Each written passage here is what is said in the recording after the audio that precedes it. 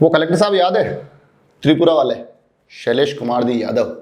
हाँ वही, जो शादी में हुड़ दबंग स्टाइल में घुस गए और वहाँ हाथों बातों और लातों सभी से प्रहार किए।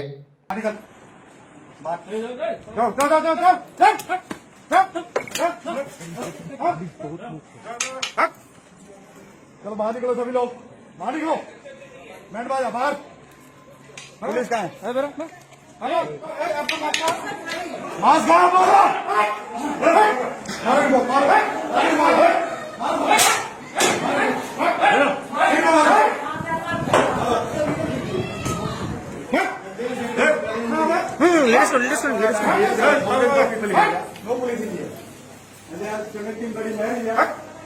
फिल्मी दृश्य बन गए थे फाइटिंग के वहाँ, और पंडित जी से लेकर परिजन सभी का रिमांड लिया उन्होंने।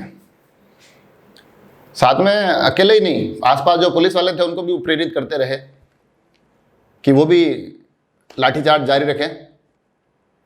हालांकि उनसे वहां पर कितने लोगों ने प्रेरणा ली पता नहीं, मगर त्रिपुरा के कलेक्टर साहब से छत्तीसगढ़ सूरजपुर के कलेक्टर साहब ने भी थोड़ी बहुत प्रेरणा तो ली।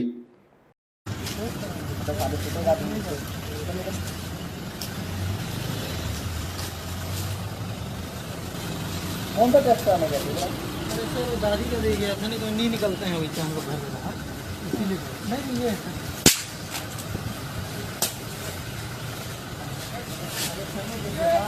देख रहे हो भगवान टेस्ट करा के गया था आपके सामने। कलेक्टर थे रणवीर शर्मा, उनका भी एक वीडियो चल रहा है जिसमें वो एक लॉकडाउन के दौरान एक युवा को रोक लेते हैं, अमन मित्तल जिनका नाम बताया जा रहा है, और बताया जा रहा है कि वो किसी काम से हॉस्पिटल जा रहे थे, उनको रोक लिया जाता है। हालांकि रोकना पूछना ये बड़ा ही अच्छा है, ठीक है, मगर वो उसको रोक लेते हैं, रोक के उसको कारण पूछते हैं। वो युवा उस वीडियो में दिखाया जा रहा है कि मोबाइल से कुछ ढूंढ के उनको निकाल कर दिखाने की कोशिश में होता है। तभी कलेक्टर साहब पास आते हैं, मोबाइल देखते हैं, मोबाइल लेते हैं और लेते ही तुरंत प्रभाव से उसको ज़मीन पे फेंक देते हैं। अब कलेक्टर साहब को कौन बताया कि साहब इन दिनों मोबाइल की दुकानें बंद है, रिपेयरिंग वाले बंद है, ठीक कराना भी भारी पड़ता है और बिना मोबाइल घर में टाइम पास भी होता नहीं है। मैं कलेक्टर साहब इतना थोड़ी सोचेंगे, साहब अधिकारी है। तो उन्होंने उसको तोड़ दिया और तोड़ने के साथ ही खींच के एक थप्पड़ उस युवा को मारा। तो ये जो और प्रेरणा जो वहाँ त्रिपुरा वाले कलेक्टर साहब ने जो प्रेरणा दी थी ना पुलिस वालों को कि भैया लगाओ डंडे तुम भी, वही प्रेरणा यहाँ पर भी काम आई। जैसे ही कलेक्टर साहब ने युवा को थप्पड़ मारा और साथ में खड़े पुलिस वालों को बोला कि अरे भाई लगाओ डंडे, कुछ डंडे पड़े, दृश्य आए। हालांकि जब विवाद हुआ तो कलेक्टर साहब ने पहले तो माफ़ी मांगी। और पिछले 1 साल से मैं और मेरा पूरा सरकारी अमला, पूरा जिले की टीम और पूरे छत्तीसगढ़ के जितने सरकारी अमला है, हम सब रात दिन मेहनत कर रहे हैं। आज जो घटना हुई उसके लिए मुझे खेद है, मैं सबसे माफ़ी मांगता हूँ। मेरा कतई ये आशय नहीं था कि किसी का अपमान करना। फिर खबर यह भी है कि उस युवा को अपने घर पे बुलाकर माफ़ी मांगी, उसको अपने पैसों से एक नया फ़ोन दिलाया। मगर दोनों ही कलेक्टर, चाहे त्रिपुरा हो चाहे सूरजपुर छत्तीसगढ़ हो, दोनों ही कलेक्टर अब अपने पद पर नहीं हैं। जी क्या नाम है आपका? अमन मित्तल नाम है मेरा। जी क्या हुआ था आपके साथ? जी मेरी दादी अस्पताल में एडमिट है, कोविड सेंटर में है, तो मैं वहाँ उनके लिए खाना लेके गया था और प्लस उनका डॉक्टर बोले थे कि ब्लड टेस्ट कराना है। तो ब्लड टेस्ट कराने के लिए भैया को लेके गया था लैब से, तो वो ब्लड लेके आए और वहाँ मैं रुका और उनको पैसा वैसा दिया और उनका जो जो जांच डॉक्टर लिखे थे वो दे के और मैं आ रहा था। इतना में आते समय कलेक्टर साहब लोग वहाँ पे रोके, सबको रुकवा रहे थे, तो मैं रोका, साइड में लगाया गाड़ी, फिर उतर के गया, उनको बस पर्ची दिखाने के लिए कर रहा था उनके पास जाके। तो वो एक बार तो बोले ठीक है, फिर लेकिन इधर आके ना उनको पता नहीं क्या लगा, वो पर्ची और मोबाइल दोनों था मेरे हाथ में और चाबी भी थी बाइक की।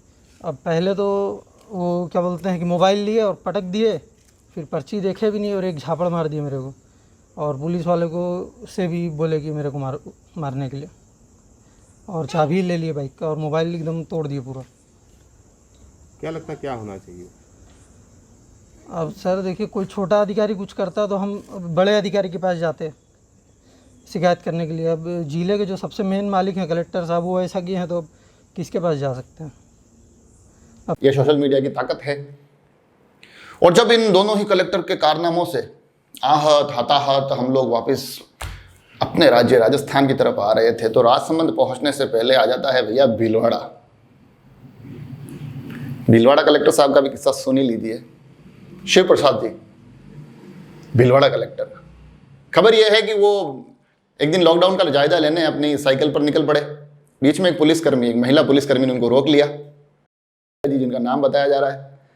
और जैसे ही उनको रोका गया और पुलिसकर्मी को पता चला ये कलेक्टर है, तो थोड़ा सा घबरा गई, मगर कलेक्टर साहब ने आगे बढ़कर उनका हौसला बढ़ाया और उन्हें कहा कि आप बेहतर काम कर रहे हो।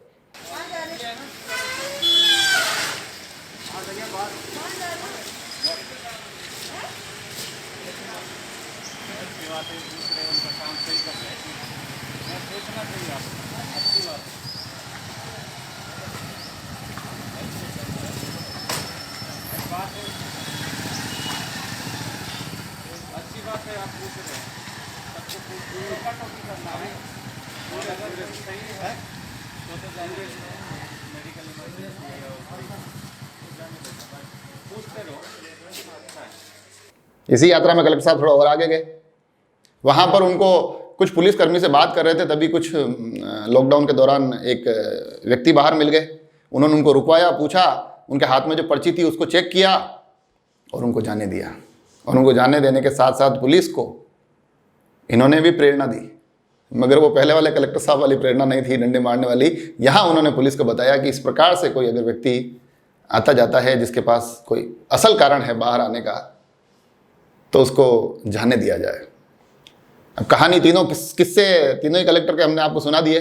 अब हम आपको ये नहीं कहेंगे कि कौन सही गलत, कहानियाँ खुद बता देती है कि आखिर करना क्या है।